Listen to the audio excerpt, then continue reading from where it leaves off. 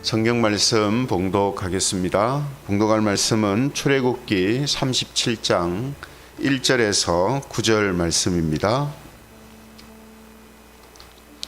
출애굽기 37장 1절부터 9절 말씀 찾으셔서 함께 보겠습니다.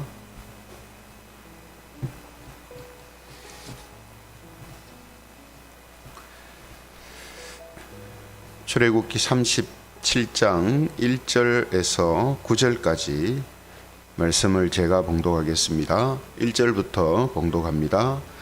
부살렐이 조각목으로 궤를 만들었으니 길이가 2규빗 반, 너비가 1규빗 반, 높이가 1규빗 반이며 순금으로 안팎을 싸고 위쪽 가장자리로 돌아가며 금태를 만들었으며 금고리 넷을 부어 만들어 네 발에 달았으니 곧 이쪽에 2고리요 저쪽에 2고리며 조각목으로 채를 만들어 금으로 싸고 그 채를 궤 양쪽 고리에 꿰어 궤를 매게 하였으며 순금으로 속죄소를 만들었으니 길이가 2규빗 반, 너비가 1규빗 반이며 금으로 그룹 둘을 속죄소 양쪽에 쳐서 만들었으되 한 그룹은 이쪽 끝에 한 그룹은 저쪽 끝에 곧 속죄소와 한 덩이로 그 양쪽에 만들었으니 같이 읽겠습니다.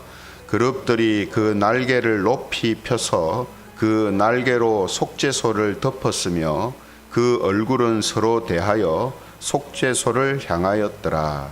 아멘.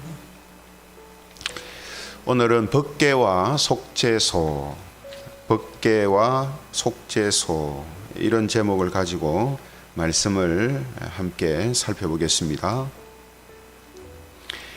출애굽기 37장을 읽었는데요. 출애굽기 37장은 36장에 이어서 하나님께서 모세를 통해서 알려주신 이 성막의 식양대로 성막을 세우는 장면을 기록하고 있습니다. 그래서 36장에서는 이 성막의 덮개와 성막의 벽체가 되는 이 널판을 연결하여 벽이 되게 하는 띠를 이제 만드는 것을 설명했죠.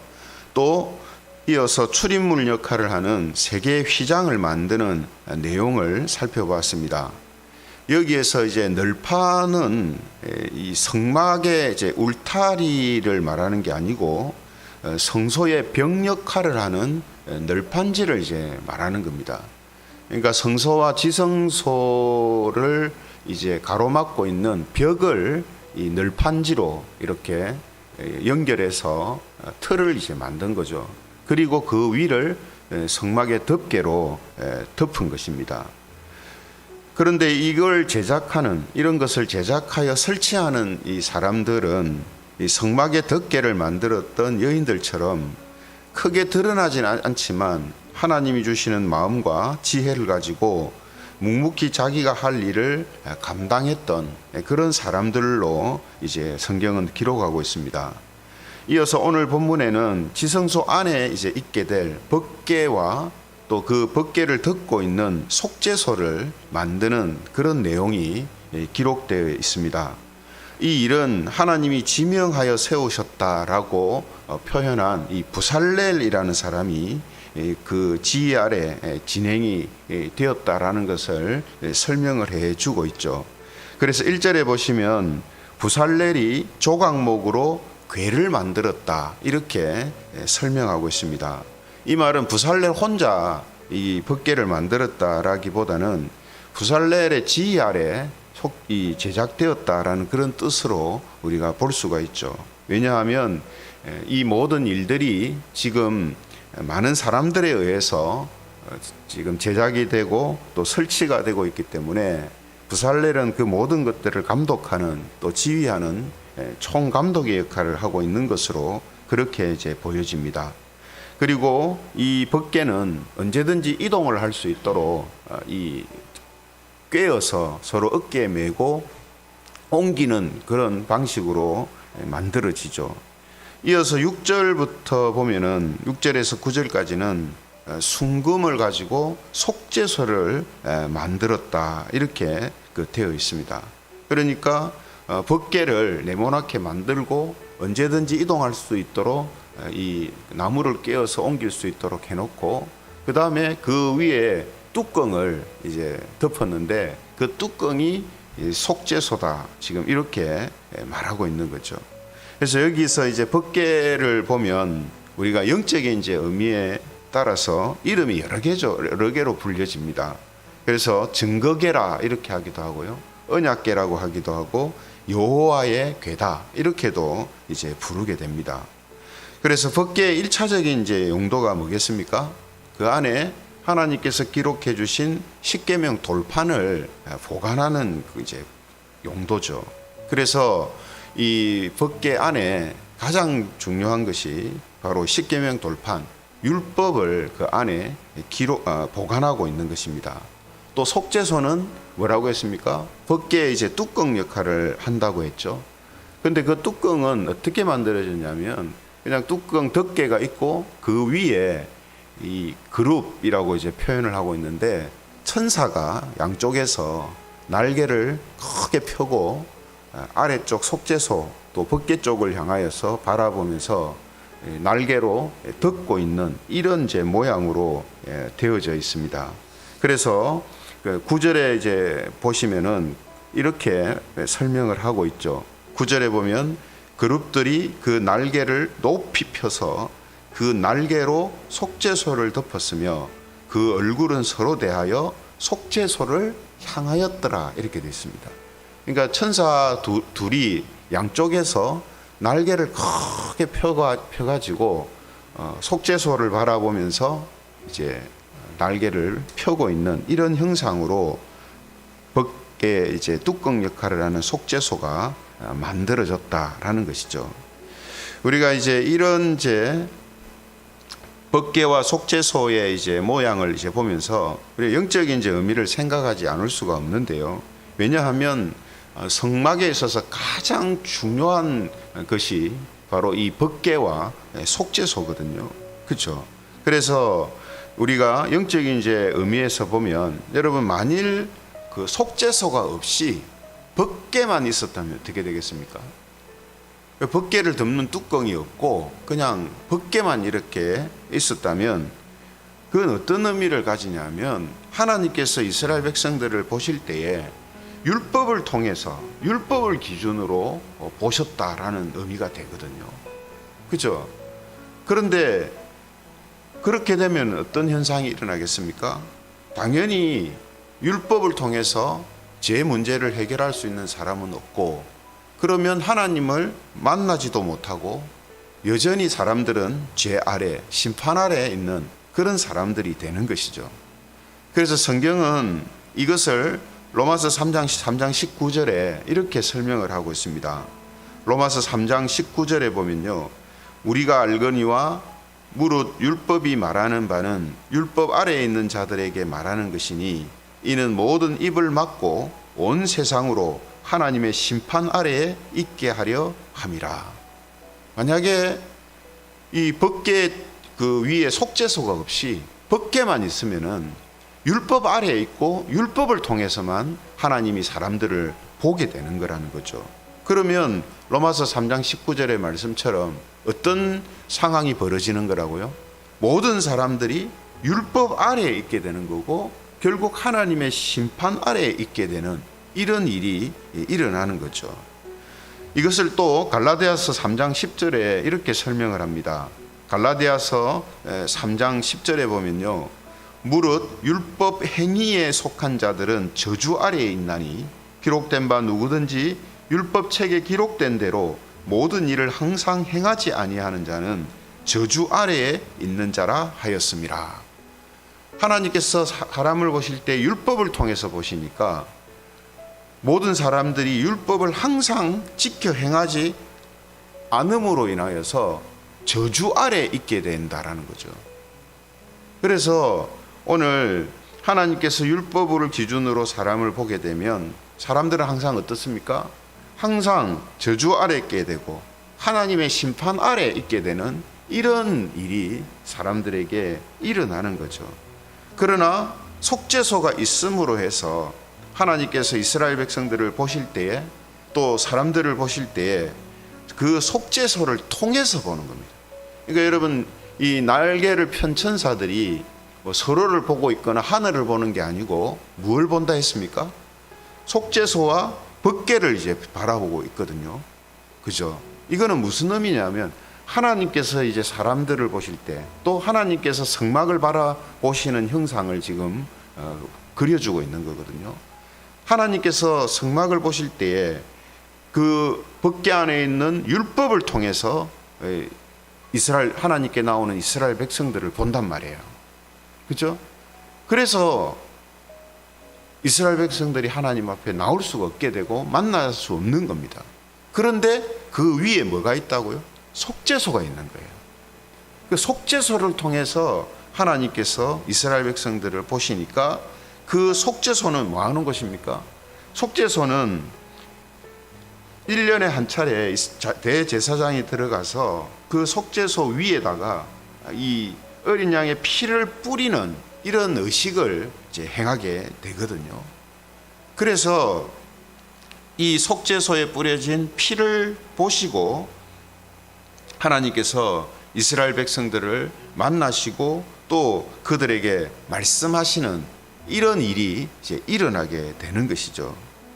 그래서 오늘 이 속죄소가 있지 않으면은 하나님께서는 이스라엘 백성들을 또 사람들을 율법을 통해서 보시지만 속죄소가 있음을 통하여서 그 속죄소에 뿌려진 피를 통해서 사람들을 보게 된다는 거죠. 그래서 사람들에게 죄가 용서되어지는 일, 또 하나님과 만남이 가능한 이런 일이 일어나게 된다는 거예요. 여러분, 이 속죄소에 뿌려진 피가 뭘 상징합니까? 예수 그리스도께서 백성들을 위해서, 사람들을 위해서 십자가에서 흘리신 그 보혈을 이제 상징하고 있지 않습니까? 그죠? 그래서 예수님께서 흘리신 그 보혈을 통해서 우리는 죄 용서함을 받고 하나님과의 교제가 가능해지며 구원받는 일이 우리에게 일어나는 것입니다. 이것을 베드로전서 1장 18절에서 19절에 보면 이렇게 설명을 하고 있습니다. 베드로전서 1장 18절에서 19절을 보면요, 너희가 알거니와 너희 조상이 물려준 헛된 행실에서 대속함을 받은 것은 음이나 금같이 없어질 것으로 된 것이 아니요 오직 흠 없고 점 없는 어린 양 같은 그리스도의 보배로운 피로 된 것이니라. 뭐로 됐다고요? 그리스도의 보배로운 피로 인해서 모든 행실에서 대속함을 받는 일이 일어난 것이다. 이렇게 설명을 하고 있습니다. 또 에베소서 2장 13절에도 같은 이야기를 하는데요. 에베소서 2장 13절에 보면 이제는 전에 멀리 있던 너희가 그리스도 예수 안에서 그리스도의 피로 가까워졌느니라. 뭐로 가까워졌다고요? 그리스도의 피로 가까워졌다. 이런 설명들을 우리가 보면 지금 성막 안에 있는 법궤 위에 왜 속죄소를 하나님이 설치하게 하시고 또 두 천사를 함께 만들어서 날개를 펴서 그 속죄소를 바라보게 했는가, 이것을 우리가 알 수가 있죠. 그렇죠?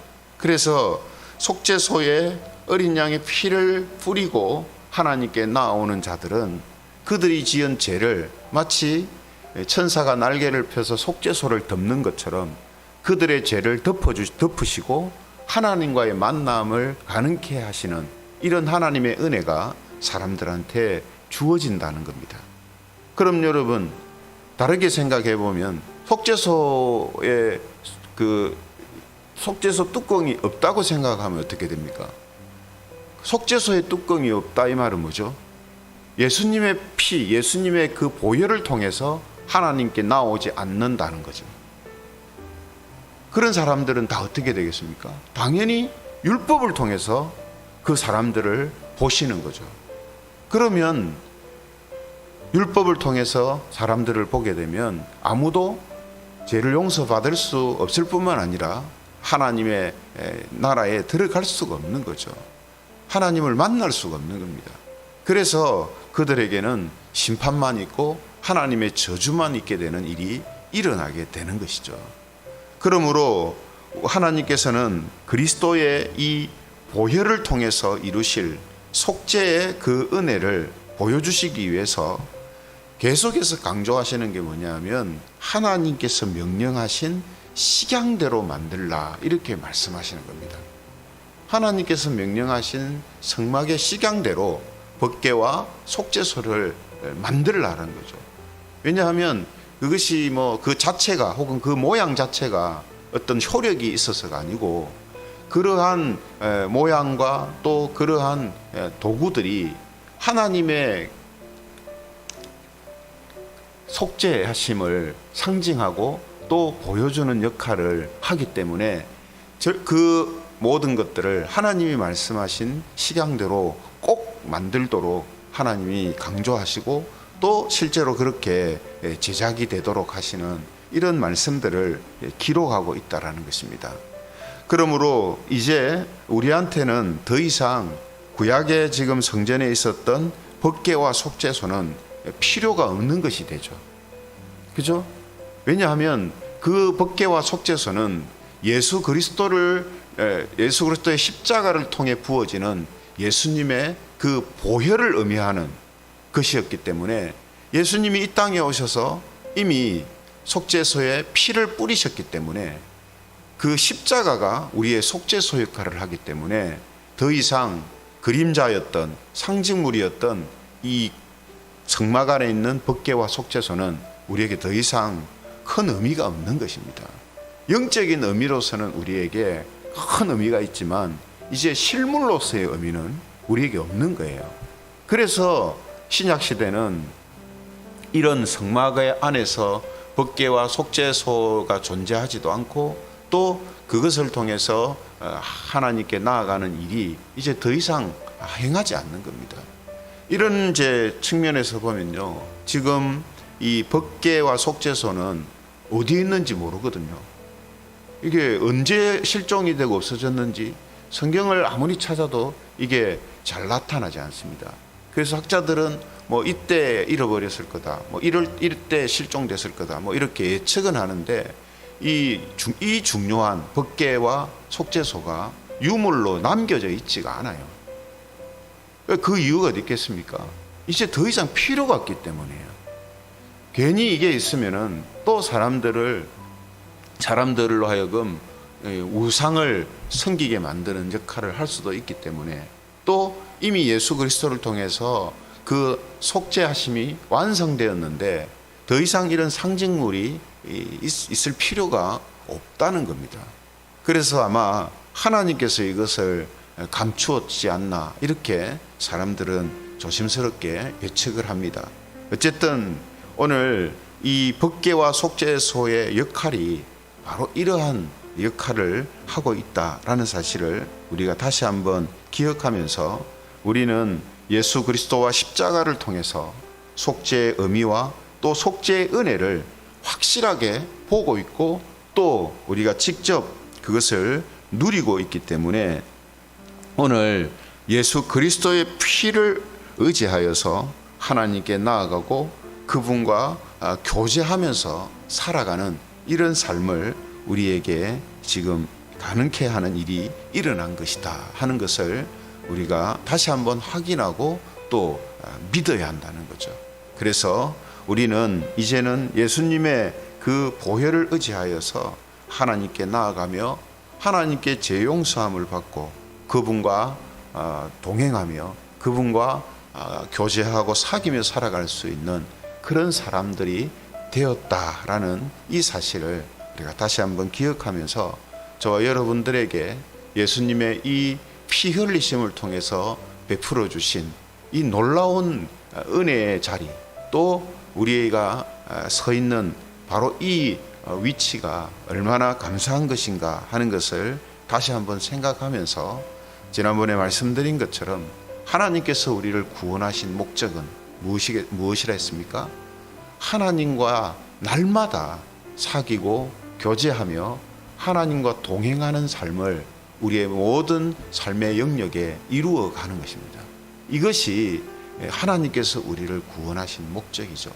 그래서 오늘 하루도 우리를 속죄하게 하셔서 하나님과 동행하는 자, 또 교제하는 자로 세워주신 예수 그리스도의 그 희생을 다시 한번 생각하면서 오늘 하루도 저와 여러분들의 삶의 모든 영역에서 항상 하나님을 생각하고 또 그분의 말씀대로 행하며 그분을 의지하는 그런 마음을 가지고 살아감으로 인하여서 저와 여러분들에게 베풀어 주신 하나님의 이 놀라운 은혜를 더 풍성하게 경험하며 하나님께 감사와 영광을 돌리는 그런 삶을 살아가시기를 주님의 이름으로 축원합니다.